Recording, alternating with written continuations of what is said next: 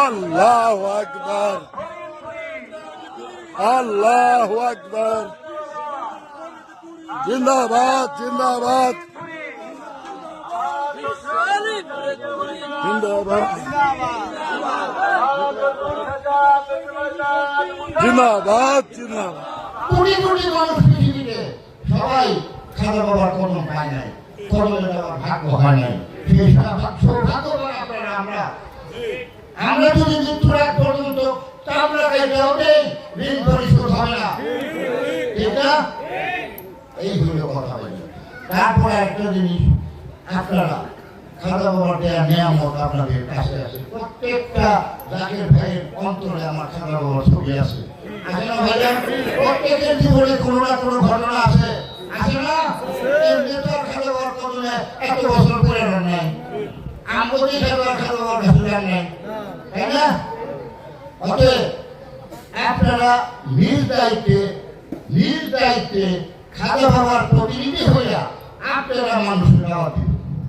এটা বড় ওয়াজিব আপনাদের। একজন 70 বছরের মানুষ, তিনিও বাবা বলেন। কেবলাজান হুজুর একজন বৃদ্ধ মানুষ, তার কাছে গেছে, তাকেও বাবা বলতেন, একটা ছোট বাচ্চাকেও বাবা বলতেন। তো এটা একটি রুহানি কানেকশন আছে। রুহানি কানেকশন করতে কি, সেটি হচ্ছে আমরা তিনার রুহানি মুরিদ সন্তান। অর্থাৎ মানুষের জন্ম হয় দুইবার, একটা হলো দেহের জন্ম, আর একটা হচ্ছে আত্মার জন্ম। আত্মার জন্ম, আত্মার পুনর্জীবন না হলে সে আল্লাহ তাআলার ঊর্ধ্ব আকাশী উড্ডয়নে অর্থাৎ খোদা প্রাপ্তি তত্ত্বজ্ঞান হাসিল করার জন্য যেই শরীর দরকার, যে জগৎ দরকার, সেটা তিনি লাভ করেন না। সত্য ইসলাম নেমে এসেছিল রাসূল পাক সাল্লাল্লাহু আলাইহি ওয়াসাল্লামের মাধ্যমে।